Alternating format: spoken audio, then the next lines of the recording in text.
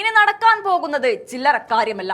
എന്തുകൊണ്ടാണ് ഇത് പറയാൻ കാരണമെന്ന് ചോദിച്ചാൽ UDF സർക്കാർ പുതിയ ചരിത്രം കുറിക്കുകയാണ്. മാത്യു കുഴൽനാടൻ രണ്ടും കൽപ്പിച്ചിറങ്ങിയപ്പോൾ സത്യത്തിൽ പിണറായി വിജയനെ വേരോടെ പിഴുതെറിയുന്ന കാഴ്ചയാണ് നാം ഇപ്പോൾ കണ്ടുകൊണ്ടിരിക്കുന്നത്. വക്കീൽ കുപ്പായമിട്ട് മാത്യു കുഴൽനാടൻ രണ്ടും കൽപ്പിച്ച് പിണറായിക്കും മകൾക്കുമെതിരെ തിരിഞ്ഞപ്പോൾ വേറെ കേസൊന്നുമില്ലേ വക്കീൽ എന്ന് ചോദിച്ചവർക്ക് മുന്നിൽ ഇന്നിപ്പോൾ മാത്യു കുഴൽനാടൻ എന്താണോ മുന്നോട്ട് വെച്ചത് അതുതന്നെയാണ് പിണറായിയെയും കുടുംബത്തെയും പിടിച്ചുലച്ചത്.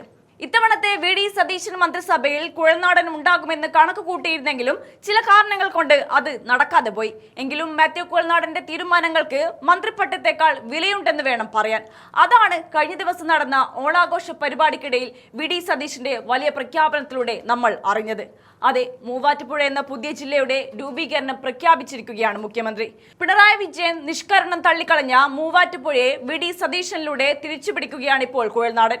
മൂവാറ്റുപുഴ നഗരസഭയുടെ ഓണാഘോഷ പരിപാടികൾ ഉദ്ഘാടനം ചെയ്യവെയാണ് മൂവാറ്റുപുഴയെ ആസ്ഥാനമാക്കി പുതിയ ജില്ല രൂപീകരിക്കുന്നത് സർക്കാരിന്റെ സജീവ പരിഗണനയിലാണെന്ന ചരിത്രപരമായ പ്രഖ്യാപനം മുഖ്യമന്ത്രി VD സതീശൻ നടത്തിയത്.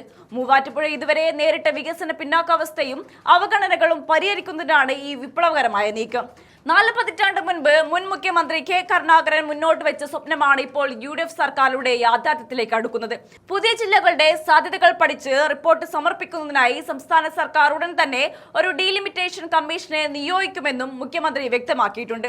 വർഷങ്ങളായി മൂവാറ്റുപുഴയിലെ ജനങ്ങൾ ആഗ്രഹിച്ച ഈ വലിയ നേട്ടം യാഥാർത്ഥ്യമാകുന്നതോടെ എറണാകുളം ജില്ലയുടെ കിഴക്കൻ മേഖലകൾ അനുഭവിച്ച കടുത്ത അവഗണനയ്ക്കാണ് അന്ത്യമാകുന്നത്. മുൻ പിണറായി വിജയൻ സർക്കാർ മൂവാറ്റുപുഴയോട് കടുത്ത പ്രതികാര ബുദ്ധിയോടെയാണ് പെരുമാറിയത്. പ്രഖ്യാപിച്ച ബൈപ്പാസുകളും 450 കോടിയോളം റോഡ് വികസന പദ്ധതികളും മരവിപ്പിക്കുകയായിരുന്നുവെന്നും മൂവാറ്റുപുഴ MLA ഡോക്ടർ മാത്യു കുഴൽനാടൻ തുറന്നടിക്കുകയുണ്ടായി. എറണാകുളം ജില്ലയിലേക്ക് വരുന്ന ഫണ്ടുകൾ മുഴുവൻ കൊച്ചി നഗര കേന്ദ്രീകൃതമായി മാറുമ്പോൾ കിഴക്കൻ മേഖലകൾ എപ്പോഴും അവഗണിക്കപ്പെടുകയായിരുന്നുവെന്ന സത്യവും അദ്ദേഹം ചൂണ്ടിക്കാണിക്കുന്നു.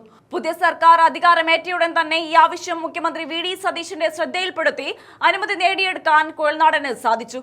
കേരളത്തിന് ഇനി 14 ജില്ലകൾ മാത്രം പോരെന്നും നീതിയുക്തമായ ആവശ്യമുള്ള മറ്റു പ്രദേശങ്ങളെ കൂടി പരിഗണിച്ച് കൂടുതൽ ജില്ലകൾ രൂപീകരിക്കണമെന്നുമാണ് അദ്ദേഹത്തിന്റെ പക്ഷം. മുൻ സർക്കാരിന്റെ ഭരണത്തിൽ വികസനം മുങ്ങിപ്പോയ മൂവാറ്റുപുഴയ്ക്ക് VD സതീശന്റെ പ്രഖ്യാപനം വലിയൊരു പ്രതീക്ഷയും ആശ്വാസവുമാണ് നൽകുന്നത്.